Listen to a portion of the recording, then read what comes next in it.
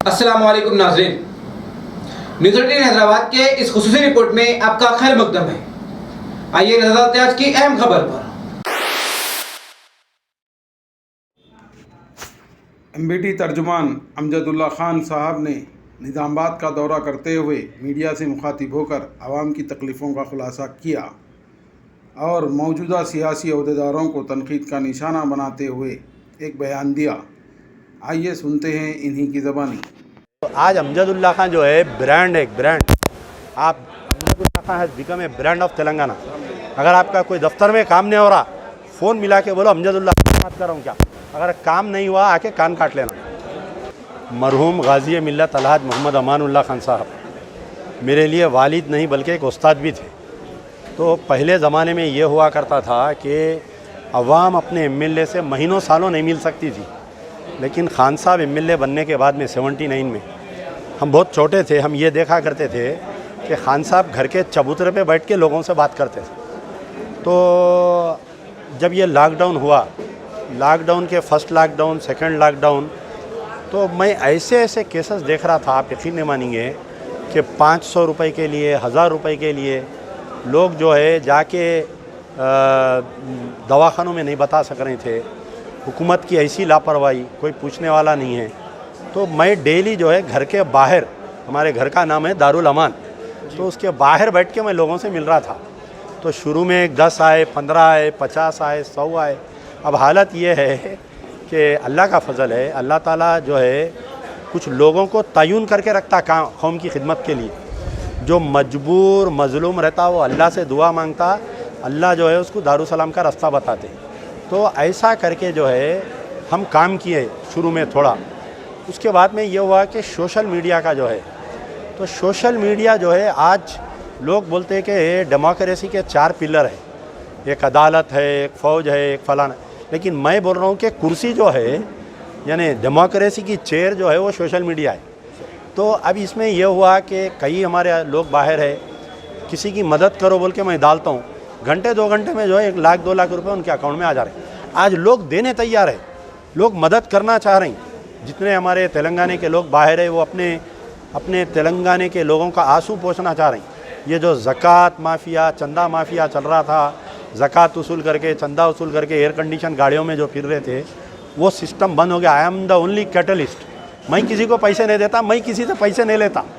मैं सिर्फ आपके केस को आइडेंटिफाई करता हूँ, करके मेरे सोशल मीडिया पे डालता हूँ, उनका अकाउंट नंबर डालता हूँ, और जो भी उनको पैसे डालते वो लोग मेरे को उसका स्क्रीनशॉट भेजते हैं, रसीद भेजते हैं। जहाँ से उनका टारगेट कंप्लीट होता है वो पोस्ट निकाल देते हैं, शुक्रिया अदा कर देते हैं। तो ये छोटे पैमाने पे हुआ। उसके बाद में इतनी बात बढ़ गई कि 500 600 डेली केसेस आ रही।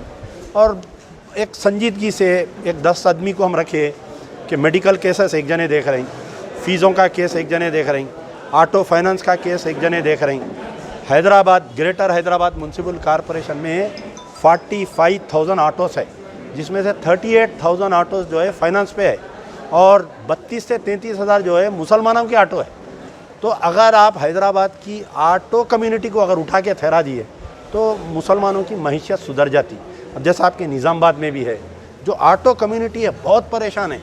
लोग जो है ये जो इंस्टॉलमेंट नहीं बन रहे, ऊपर से इंटरेस्ट आ जा रहा, कंपाउंड इंटरेस्ट आ जा रहा।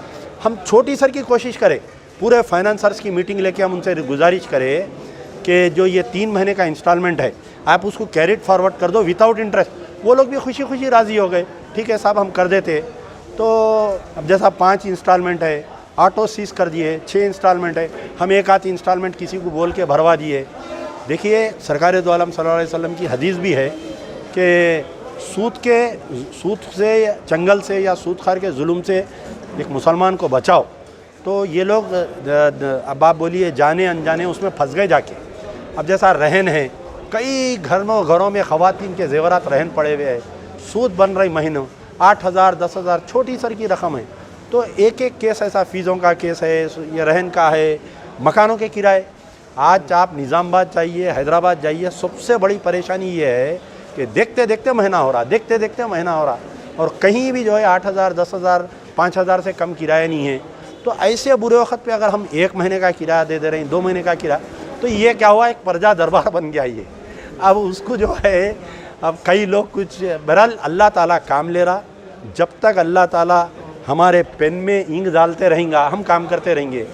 जिस दिन अल्लाह को हमारी कोई अदा नापसंदीदा होंगी, उस दिन हमारा काम बंद हो जाएंगे। सिर्फ अल्लाह के भरोसे है ये। जी, हम जो साहब आपसे एक सवाल था, अभी इलेक्शन की दिल्ली तो बहुत दूर है, लेकिन इतनी भी दूर नहीं, लेकिन उसकी तैयारी भी शुरू नज़र आती है। चीफ मिनिस्टर साहब भी बहुत मुकामात का दौरा कर रहे हैं, और जैसा कि शर्मिला भी एक पार्टी लॉन्च कर दी है, और कांग्रेस भी रेवंत रेड्डी को मैदान में उतारे अब की बार, तो MBT किसके साथ खड़ी रहेगी? नहीं, अब देखिए, हमारा ऐसा मामला है कि हम जिस रास्ते पर चल रहे हैं, सिर्फ प्रवास टीवी हमारे साथ आ सकता, दूसरे जने आना बहुत मुश्किल है, क्योंकि हक बोलना, हक सुनना, हक करना, गाजी मिल्लत का जो रास्ता था, जो बताए उन्होंने, तो वो बहुत सख्त रास्ता है। अब अपने कने वो नहीं है जाके राव रेड्डी के हाथों पर साहब, जैसा कि प्रजा दरबार में देखा जा रहा, आपकी बहुत सारी मकबूलियत मिल रही, और आप अजला के भी दौरे कर रहे हैं, आप सुन तो के जितना भी माइलेज मिलेगा आपको, पॉलिटिकल माइलेज, तो आप किसके साथ खड़े रहेंगे? नहीं, वो प्रजा दरबार अलग चीज़ है, खिदमत अलग चीज़ है, सियासत अलग चीज़ है। कल कोई इलेक्शन नहीं है, इलेक्शन आया जब लड़ लेंगे झंडे।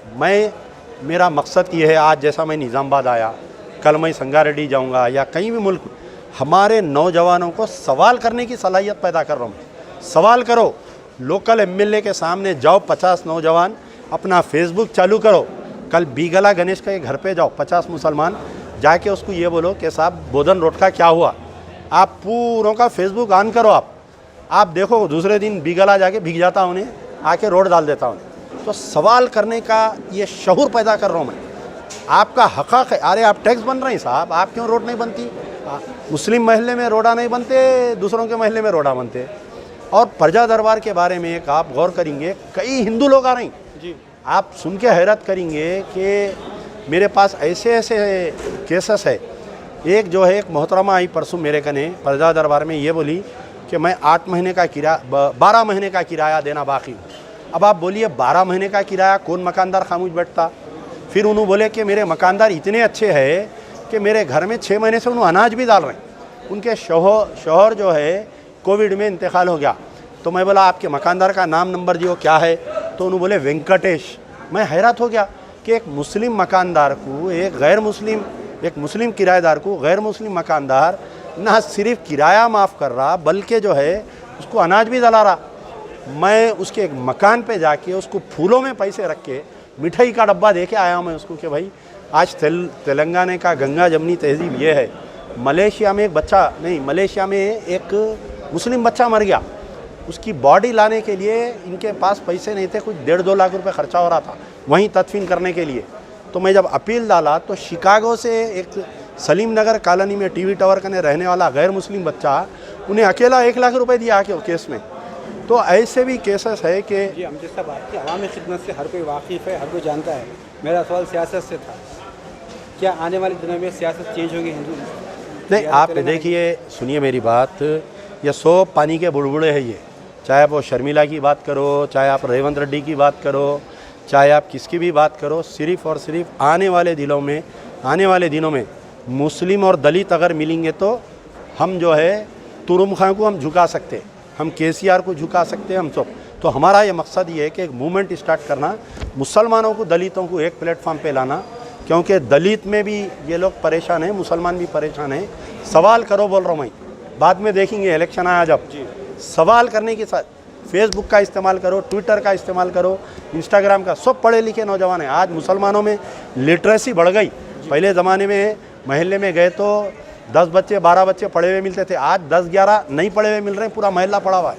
हमने सब एक सवाल, आखिरी सवाल, इलेक्शन में मायूसी मिलने के बाद आप मायूस नहीं होते, फिर वही चेहरे पर मुस्कुराहट लेकर आवाम में आ जाते हैं, इसका राज क्या है और ऐसी क्या अंदर एनर्जी है कि आपको बाहर आकर आवाम की खिदमत पर मजबूर कर देती है? नहीं, आप देखिए, इलेक्शन के दौरान ही मेरे को मालूम हो जाता कि आप इलेक्शन हारने वाले हैं, क्योंकि हमारे यहाँ पर इलेक्शन नहीं होता, सिलेक्शन होता, समझे आप।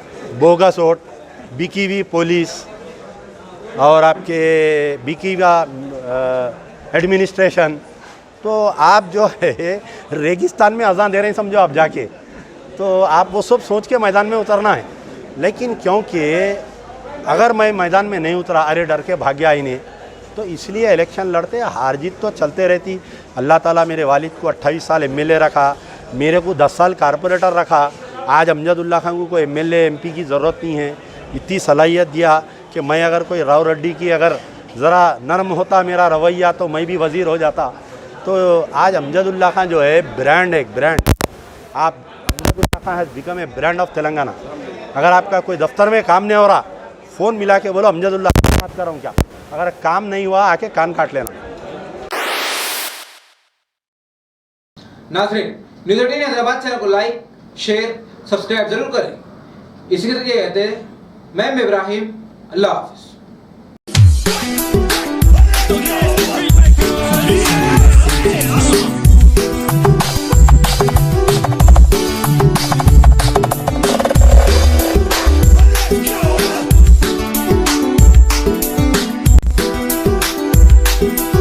DJ Joseph.